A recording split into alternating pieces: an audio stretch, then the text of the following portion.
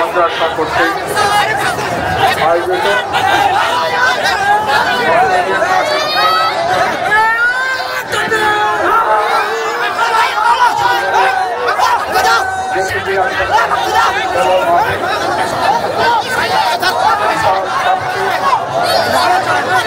মহফিলে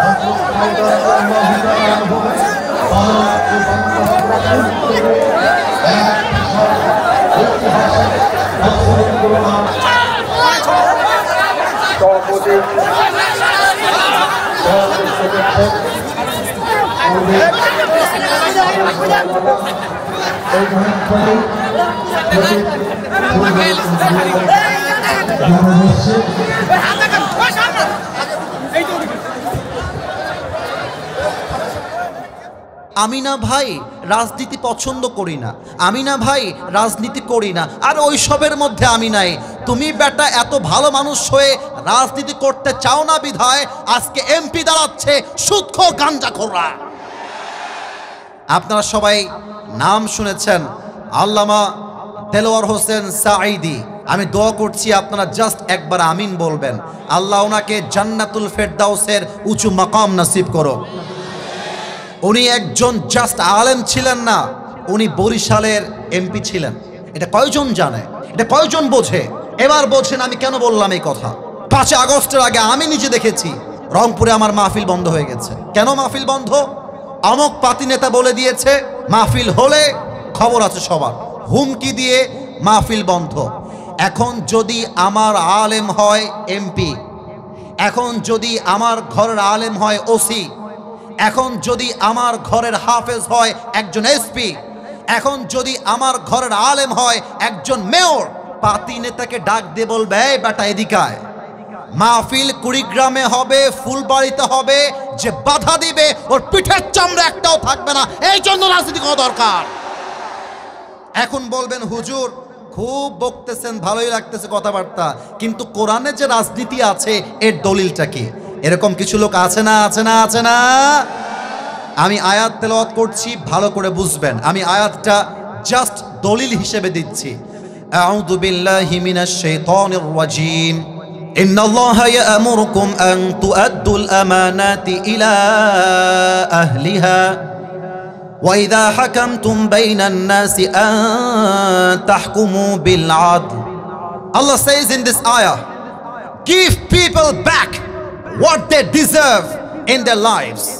And Allah says in this ayah, whenever you judge between people, you have to judge with justice.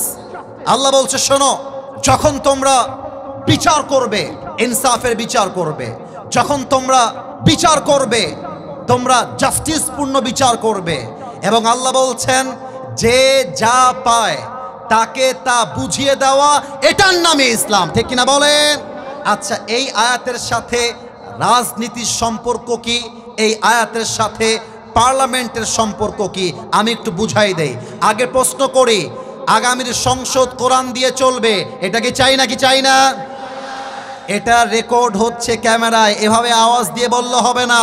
আগামীর পার্লামেন্টে কোরআন চাই কি চাই না? এবার এক্সাম্পল দেই, জাস্টিস কাকে বলে, ইসলামে ইনসাফ কেমন করে বোঝানো হয়েছে। আমি মাঝখান থেকে একজনকে দাঁড় করাবো। এই যে হলুদ পাঞ্জাবিওয়ালা ভাই, দাঁড়ান তো। আপনি হলুদ, হ্যাঁ পাঞ্জাবি না, এটা মনে হয় মাশাআল্লাহ হুডি পরে আছে। আমার হলুদ হুডিওয়ালা ভাই, আমি এক্সাম্পল দিব ফুলবাড়িবাসী। আগে বলেন আমার ভাইকে দেখা যায়? এ কোন মরা লোক রে বাবা, দেখা যায়? মনে করেন তোমার নাম কি? সোহেল ভাই। আমার ওই পাশে নেমে যাচ্ছি, ওয়াজ শেষ করে আমার সামনে আসছে, এক্সাম্পল হিসেবে বলছি, সোহেল হচ্ছে এই ফুলবাড়ির পাতি নেতা। এক্সাম্পল, উদাহরণ, যদিও বা সে আসলে নয়। তো আমাকে ওখানে গিয়ে বলছে, কি হুজুর খুব রাজনীতি নাকি? এতদিন ছিলেন মসজিদে, এতদিন ছিলেন মাদ্রাসায়, এখন যাবেন পার্লামেন্টে, খুব শখ, আপনাকে আমি সামনে যান দেখে নিব। হুমকি দিয়েছে আমাকে। আর আমার বসবাস বেশিরভাগ সময় হয়েছে রাজশাহীতে। রাজশাহীর একটা ভাষা আছে, তোর বাড়ি কতিবে, তোর বাড়ি কোথায়? আমরা বলি এবার তোর বাড়ি কতিবে। আমি খেপে গেলাম, এই সোহেল তোর সাহস তো কম না। ড্রাইভার সাহেবকে বললাম, ড্রাইভার সাহেব চাকু নিয়ে আসেন, হাইসা নিয়ে আসেন, দাও নিয়ে আসেন। দাও নিয়ে আসছে, রাগের মাথায় দিয়েছি একটা কোপ, ও ডান পা কেটে গেছে। এবার আপনাদের পালা, বাম পা না ডান পা? এই যে বোঝে নাই, ডান পা না বাম পা? ডান পা, এক কোপে কেটে গেছে। এখন আমার সভাপতি সাহেব, প্রধান অতিথি, আমাদের প্রিন্সিপাল সাহেব, হাফেজরা আমাকে ধরেছে, আরে হুজুর ওয়াচ করতে এসে আপনি ডান পা কেটে দিলেন, এই হুজুরকে জেলে ভরে দাও। জেলে ভরে দিল আমাকে। আমার নামে মামলা হলো পা কাটার মামলা। আগামীকাল রংপুরে জেলা আদালতে আমার বিচার হবে। জজ সাহেব আসছে, এসে বলছে, হুজুর আপনার ওয়াজ তো আমিও দেখি, আপনি লোকটা খালি দেখতে সুন্দর কিন্তু মানুষটা আপনি আসলে ভালো না। আমাকে বলছে জজ সাহেব।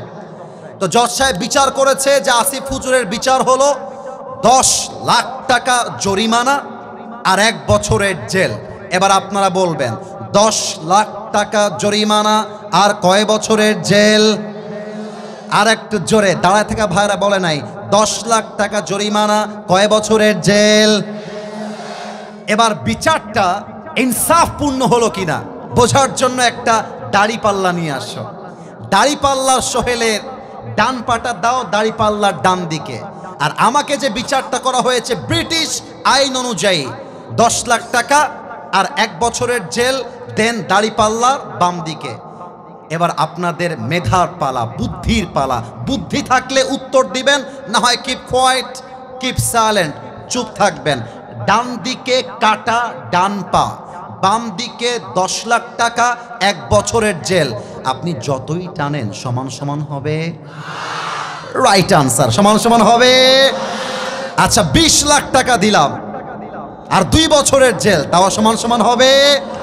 সমান সমান করতে চাইলে আল্লাহর জমিনে আল্লাহর কোরআন দিয়ে আইন পাস করতে হবে। কেমন করে? Let me share with you.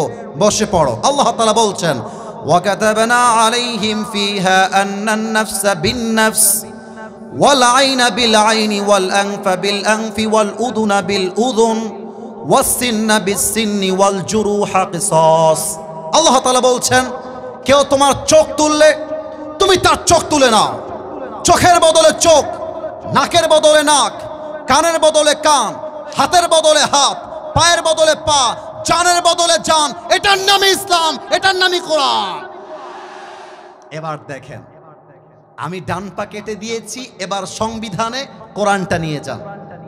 এবার বিচার করেন, যেহেতু আসিফ হুজুর ফুলবাড়িতে গিয়ে সোহেলের ডান পা কেটে দিয়েছে, আপনারাও আসিফ হুজুরের ডান পা কেটে দেন।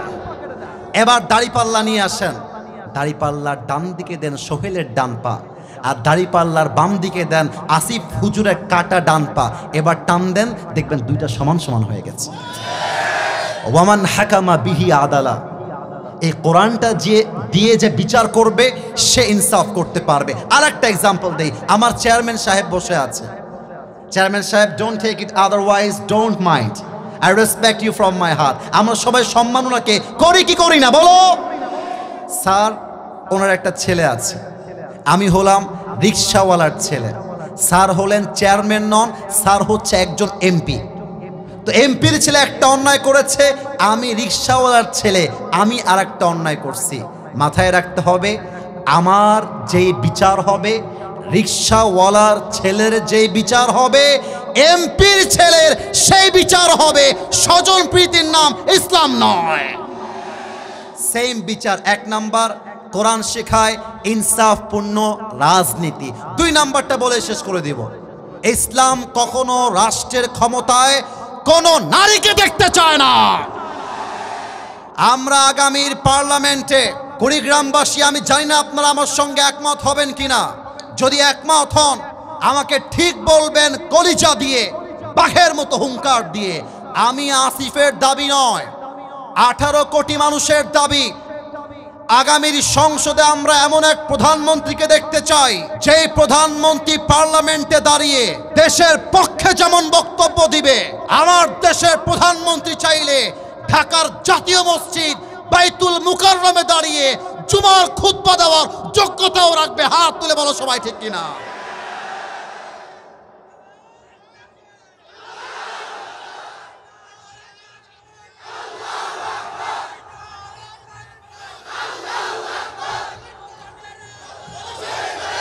এভাবে হবে না, আমার সাথে দেন, আমার সাথে নারায়ে তাকবীর। আপনাদের বউ আছে কার কার একটু দেখি তো। বউ আছে, আচ্ছা। you have your wife in your house, মাশাআল্লাহ। হাত নামান। এবার কপাল পোড়া হতভাগা যাদের বউটো কেউ নাই, সিঙ্গেল না, হাত তোলো সবাই। ক্যামেরাম্যান জলদি ফোকাস করো। হ্যাঁ, কারো বউ নাই? ইন্না লিল্লাহি ওয়া ইন্না ইলাইহি রাজিউন। আমি দোয়া করে দিই আজকের মাহফিলে, আল্লাহ যাদের বউ নাই সবাইকে দিনদার নেককার বউ দিয়ে দেওয়া। পড়েন সবাই আমিন। আমার ওয়াজে আমি মাঝে মাঝে মজা করে বলি, শীতকালে যার বউ নাই তার জীবনে কিছুই নাই। শীতকালে কম্বল দিয়ে শীত দূর হবে না, ল্যাপ দিয়ে শীত দূর হবে না, ঘরে ঘরে বউ দরকার। আব্বা বোঝে না, আব্বা বোঝে না। আব্বা বলে, এই তুই নিজের পায়ে দাঁড়িয়ে বিয়ে কর। আমি দেখলাম অনেক মায়েরা আসছেন, আমি দেখলাম অনেক বোনেরা আসছেন। মায়েদের কাছে আবদার রাখবো আমরা সবাই, আপনার মেয়েকে শিক্ষা দিবেন। তার জন্য গাঞ্জাখোর জামাই পারফেক্ট হবে না, দিনদার জামাই তার জন্য পারফেক্ট হবে। মেয়েরা গাঞ্জাখোর দেখলে ক্রাশ খায়। What is this? রুচি কি এত খারাপ হইতে পারে? একটা মেয়ের রুচি কি এত খারাপ হয়? আমার কাছে অবাক লাগে, পার্কে যত মেয়েরা প্রেম করে বেড়ায় তার 80% বোরকাওয়ালিরাই প্রেম করে বেড়ায়। বলো, বোরকা পড়লেই দেখলে মনে হবে ইয়ার ইয়ে তো अभी कभी जन्नत से भाग के दुनिया में आई है, কনফার্ম জান্নাতি মনে হয়। কিন্তু কিছু বোরকাওয়ালি আছে দেখবা একাই 4টা ছেলেকে নাকের ডগায় রশি দিয়ে এমনি এমনি ঘোরায়। অতএব আমি একটা কথা রাজশাহীর মাহফিলে বলেছিলাম, আমার বাবা ছিল, মা ছিল, আমার ছোট বোন ছিল, আমার নানা নানি সবাই ছিল। আমি ব্যর্থহীন কণ্ঠে বলেছি, আগামীর সংগ্রাম বিয়ের সংগ্রাম, আগামীর সংগ্রাম চরিত্র রক্ষার সংগ্রাম, আগামীর সংগ্রাম ব্রেকআপের সংগ্রাম। এবার কিন্তু ঠিকটা জোরে হয় নাই। মাথায় রাখতে হবে, যত প্রেম হবে বিয়ের আগে নয়, বিয়ের পরে বউয়ের সাথে প্রেম হবে। ঠিক কিনা বলো? আল্লাহ তুমি যুবকদেরকে বউ পাওয়ার তৌফিক দান করে। পড়েন সবাই আমিন। আমি তেলাওয়াত করছি আমার তাফসীরের আয়াতগুলোকে। আউযু বিল্লাহি মিনাশ শাইতানির রাজীম। কুল লা ইউসিবানা ইল্লা মা কাতাবাল্লাহু লানা। 10 নম্বর পারা, সূরাতুত তাওবা। Allah says in this ayah, whatever I have decided for you will must happen. আল্লাহ বলছে, বান্দা তোমার কপালে আমি আল্লাহ যা লিখে রেখেছি এটা অবশ্যই হবে। And whatever I have not decided for you will never happen. আমি যা লিখে রাখি নাই তা কখনো হবে না। পারতপক্ষে ভাগ্যে যাই লেখা থাকুক, ভালো হোক কিংবা মন্দ হোক, এই পুরো তাকদীরের ব্যাপারটা, এই সব ক্ষমতা এক সত্তার হাতে। বলেন সবাই, তিনি কে? আল্লামা ইকবাল রহমতুল্লাহি আলাইহি, যার কথা আমার এই আয়াত শুনলে পড়লে মনে পড়ে যায়। পাকিস্তানের একজন টপ ফেমাস উর্দু শায়ের, ওনার লেখা উর্দু কবিতা কেউ যদি বুঝতে পারে, এই দেখেন গায়ের পশম দাঁড়িয়ে যাবে, এত চমৎকার কথা। আমি তার একটা কবিতা অ্যাড করতে চাই এই আয়াতের সাথে তর্জমাকে বোঝাবার জন্য।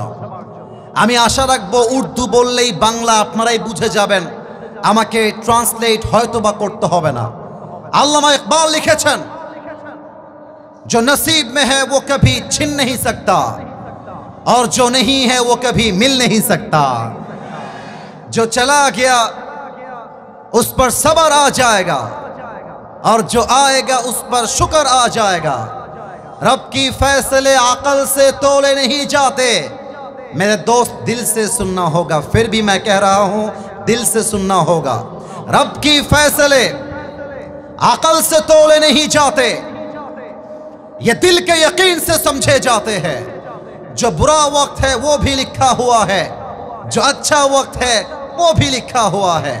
अगर तुम कहते हो कि अगर मेरे नसीब में बुरा वक्त आएगा तो मैं क्या करूंगा, और मैं तुम्हें कहता हूं खुदा पर यकीन रखो, बुरा वक्त ही कभी नहीं आएगा।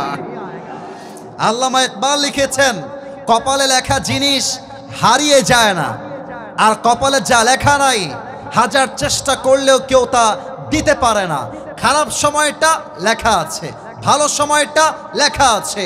মানুষ চিন্তা করে খারাপ সময় নিয়ে, বাট আল্লাহ বলছে ওয়ালা তাহিনু ওয়ালা তাহজানু ওয়া আনতুমুল আ'লাউনা ইন কুনতুম মুমিনিন।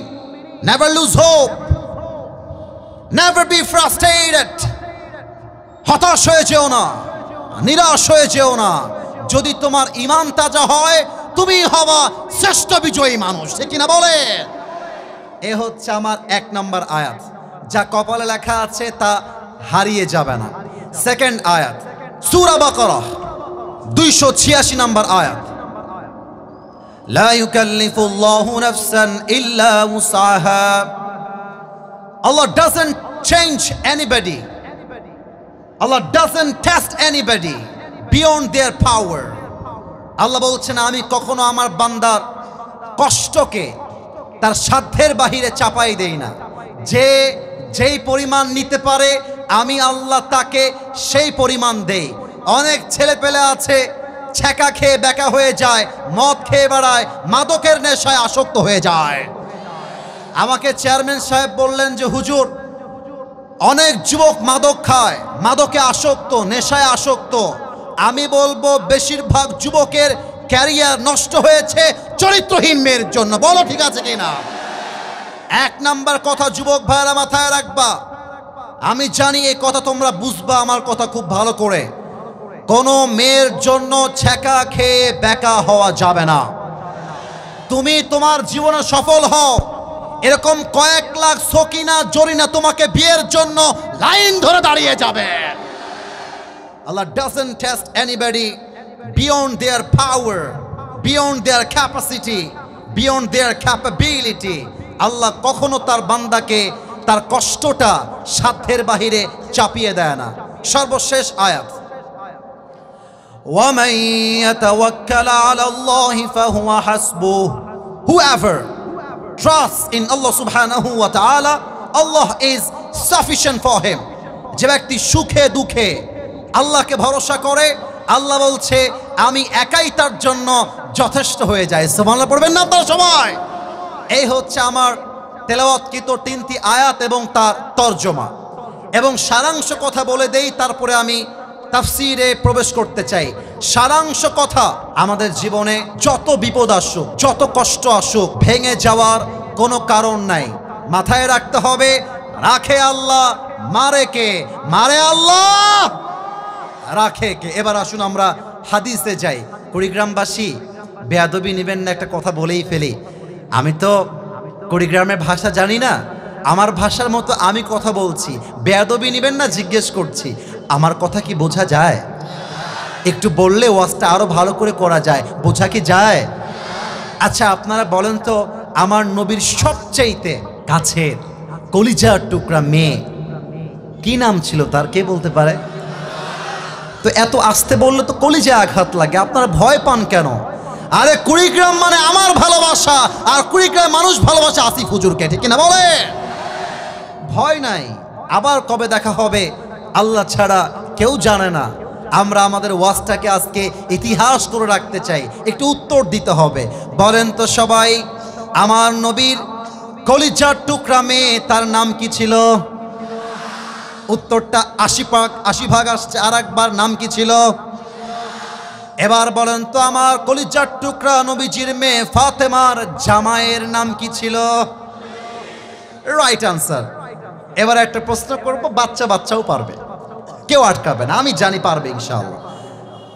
বলেন তো আমার নবীজির কলিজার টুকরা মেয়ে ফাতেমার গর্ভ থেকে 2জন জান্নাতের সর্দার এসেছিল। এক হাসান দুই, আর একবার এক হাসান দুই। আলীকে বলা হতো আসাদুল্লাহি আল গালিব। আমি এখন হাদিস থেকে প্রমাণ করতে চাই তাওয়াক্কুল কাকে বলে, আল্লাহর উপরে ভরসা কাকে বলে, আল্লাহর দেওয়া শক্তি কাকে বলে। আর আমরা মাঝে মাঝেই বলি কপালে যদি আল্লাহ বিজয় লিখে রাখে হারিয়ে দিবে এমন কোন বাপের বেটা জন্মগ্রহণ করে নাই। দেখেন খন্দকের যুদ্ধে এক কাফের, তার নাম হচ্ছে আমর বিন মারহাব। আমর বিন মারহাব মদিনায় আসছে, এসে ডাক দিয়ে বলছে মুসলমানের বাচ্চারা, আচ্ছা আমাকে একবার দেখেন তো, আমি যে ওয়েস্ট কোটটা পরে আছি, হাদিস বোঝাবো এর জন্য জিজ্ঞেস করছি, এটা কি লোহার না কাপড়ের? উত্তরটা আর একটু জোরে চাই, লোহার না কাপড়ের? আচ্ছা আর একবার দেখবেন, এই যে জুব্বার হাতারটা দেখা যায়, এটা কি লোহার না কাপড়ের? লুক অ্যাট মাই হেড, এই যে আমার মাথা দেখেন, এই যে টুপিটা পরে আছে এটা কি লোহার না কাপড়ের? আমর বিন মারহাব যুদ্ধ করতে আসছে, তার বুকের পুরো পোশাকটা লোহার দ্বারা তৈরি, মাথার মুকুট লোহার দ্বারা তৈরি। এসে বলছে মুসলমানের বাচ্চারা, কে শহীদ হতে চাস? কার বুকের পাটা আছে আয় আমার সামনে এসে দাঁড়া। সব সাহাবা একরাম বের হয়ে আসছে, কিন্তু সামনে কেউ আগায় না। আল্লাহ রসুল বলছেন, এই কে আছো বের হও যুদ্ধের জন্য। কেউ হাত তুলে না। আলীর বয়স সবচেয়ে কম, আমাকে একটু দেখবেন, আলীর মাথাটা নিচু হাতটা উঁচু। বলছে ইয়া রাসূলুল্লাহ ফাআযানলি বিল মুশারাকা, give me just one chance, আমি যাব, আমাকে চান্স দেন। কথা কি বোঝা যায়? আল্লাহর রাসূল বলছেন আলী ইজলিস ফাইন্নাকা লা তাসালু হাদিসা সিন্নি, ইয়া Ali sit down, sit down, বসো বসো বসো। আরে তোমার বয়স কম, এখানে কত বয়স্ক সাহাবীরা আছে, কেউ হাত তুলে নাই, বসো। কিন্তু মাথায় রাখতে হবে ছোট মরিচের রাইট আনসার। আরেকবার ছোট মরিচের। এবার আলী রাদিয়াল্লাহু তাআলা আনহু চুপচাপ বসে গেছে নবীর ধমক খেয়ে। আমর বিন মারহাব ডাক দিয়ে বলছে, কিরে মুসলমানের বাচ্চারা, তোরা কি কেউ মায়ের বুকের দুধ খাস নাই? টিটকারি দেখছেন কি টিটকারি, গায়ে না রক্তে আগুন ধরে যাবে কথা শুনলে। এই কে আছো দাঁড়িয়ে যাও, আমর বিন মারহাবের কল্লা উড়াই দিবা, কে আছো দাঁড়িয়ে যাও। কেউ দাঁড়ায় না। আলী হাত তুলেছে, বলছে নবী আমাকে একটা চান্স দেন, একটা কোপ মারবো, আমর বিন মারহাবের কল্লা 40 হাত দূরে পড়বে। আল্লাহু আকবার। আলী বসো বসো, বয়স কম বসো, আরো সাহাবীরা আছে বসো। আলী বসে গেছে, কিন্তু এবার আমর বিন মারহাব খুব বাজে কথা বলেছে। আমর বিন মারহাব বলছে, এই মুসলমানের বাচ্চারা কে আছিস সন্তানকে ইয়াতিম করতে চাস আয়, কে আছিস বউকে বিধবা করতে চাস আয়, কে আছিস তার মায়ের বুক খালি করতে চাস আয়। কেউ হাত তুলে নাই। আবার আলী হাত তুলেছে, ইয়া রাসূলুল্লাহ আপনি আমাকে একটা চান্স দেন না। তখন আল্লাহর রাসূল বুঝে গিয়েছেন, ওয়া মান ইয়াতাওয়াক্কাল আলাল্লাহি ফাহুয়া হাসবুহ। আরে আলী তো হাত তুলেছে বয়সের জন্য নয়, ওর বুক ভরা কলিজার কলিজা, আর কিছু নয়, ঠিক না বলো? তাওয়াক্কুল কাকে বলে? এবার আলী নবীর কাছে আসছে। এখানে দেখানোর মতো কিছু নেই, জাস্ট এইটা দেখাই।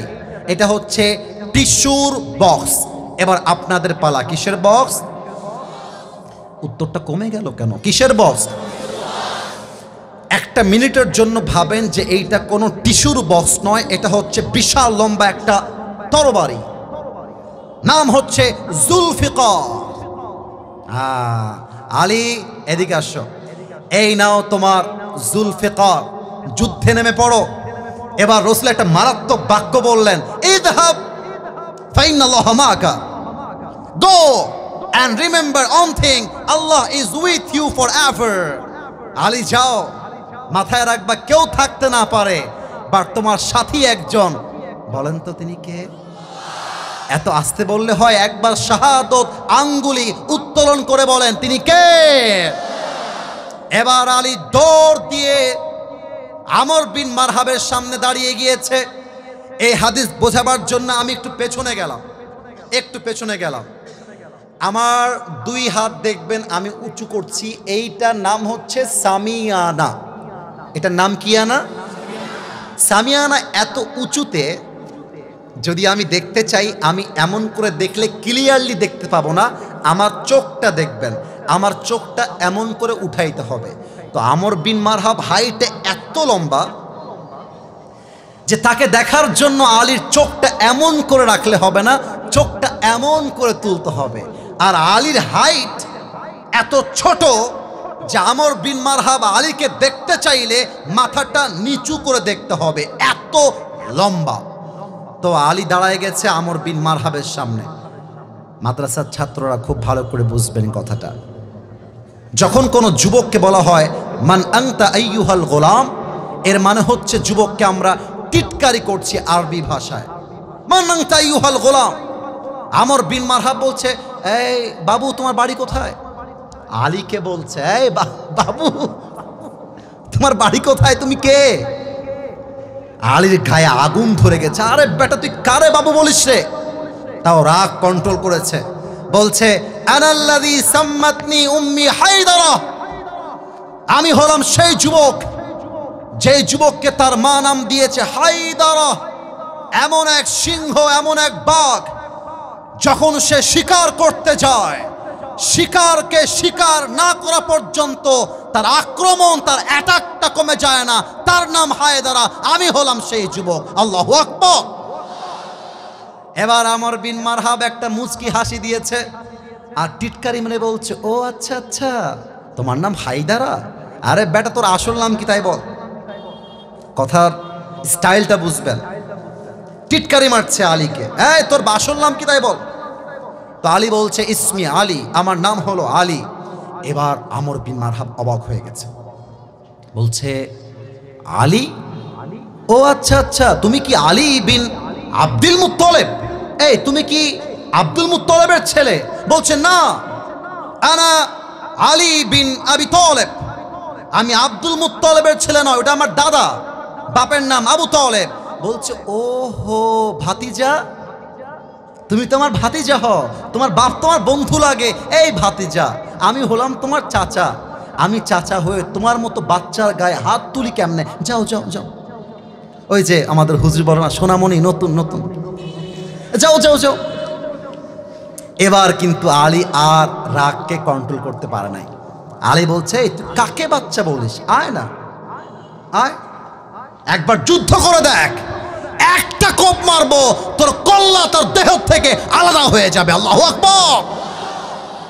এবার আমর বিন মারহাব বলছে, ঠিক আছে তাই তো, আয় মার আমাকে। কিন্তু এবার আলী রাদিয়াল্লাহু তাআলা আনহু একটা চমৎকার দামি কথা বলেছেন। এটা বলার পূর্বে আমি আমার কুড়িগ্রামবাসীকে একটা প্রশ্ন করতে চাই, লজ্জা পাবেন না, দিল থেকে উত্তর দিবেন, ভয় পাবেন না। আমাদের শহীদ আবু সাইদ 5 আগস্টের আগে যখন বের হয়েছিল, এই আমাকে উত্তর দিবেন জোরে, নয় আমি বুঝবো আপনারা স্বৈরাচারের পক্ষ হয়ে কাজ করছেন। আমি উত্তর চাই। শহীদ আবু সাইদ কি রাস্তায় বের হয়ে কাউকে আগ বাড়িয়ে গুলি করেছিল? আর একটু জোরে বলেন।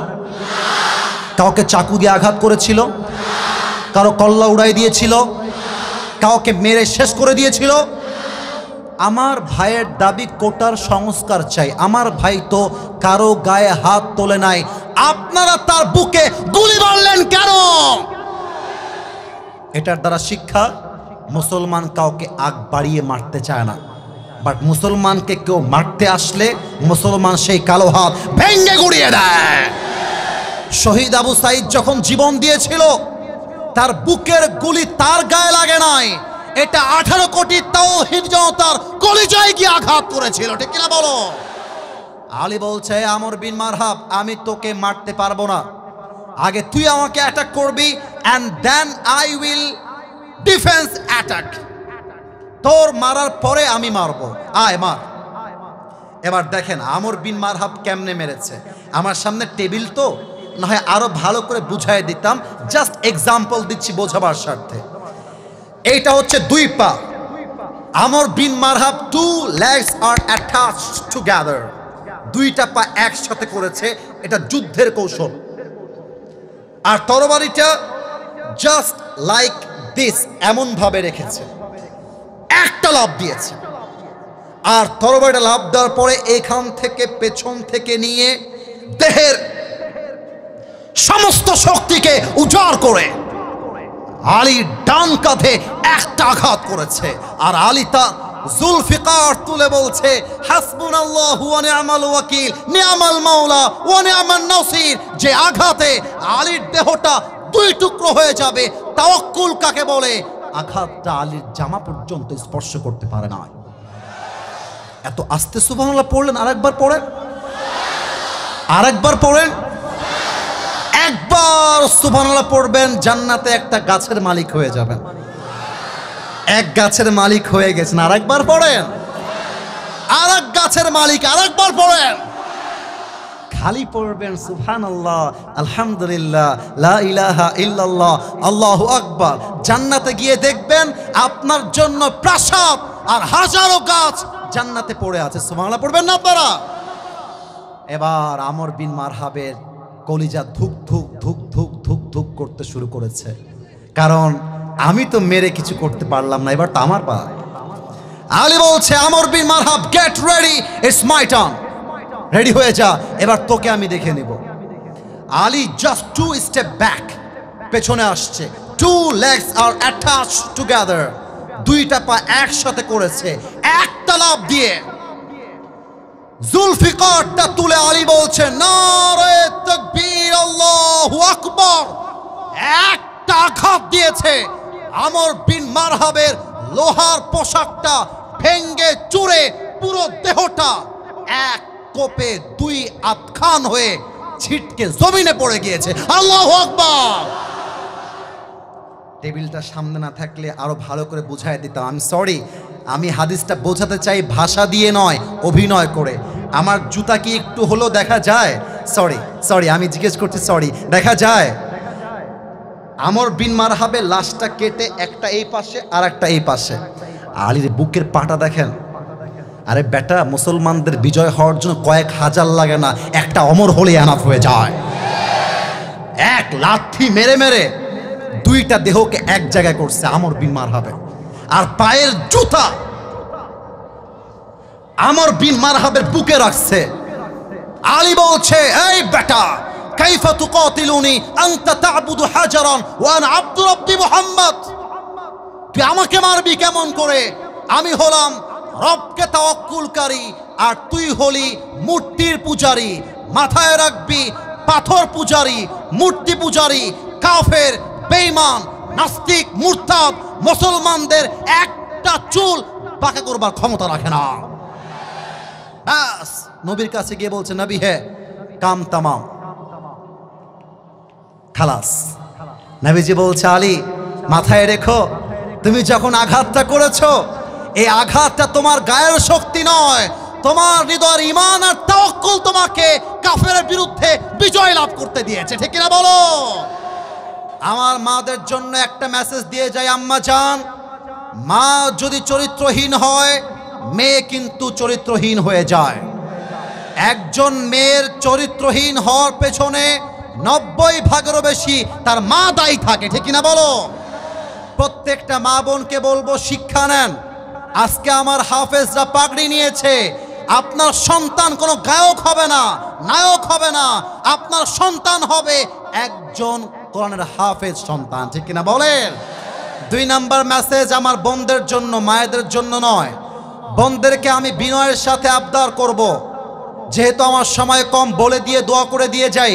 বোন আমার, বোরকা পরার সময় টাইট ফিটিং বোরকা নয়, আপনাকে ঢিলা ঢালা বোরকা পরতে হবে। 3 নাম্বার কথা, টিকটকে নেচে নিজের ইজ্জতকে নষ্ট করা যাবে না। আমার মনে হয় আজকালকার মেয়েরা, বেশিরভাগ মেয়েদের ইজ্জত নষ্ট হয় টিকটকে গিয়ে দেহ দেখিয়ে নাচার জন্য। যুবক ভাইরা, ঠিক কিনা বলো?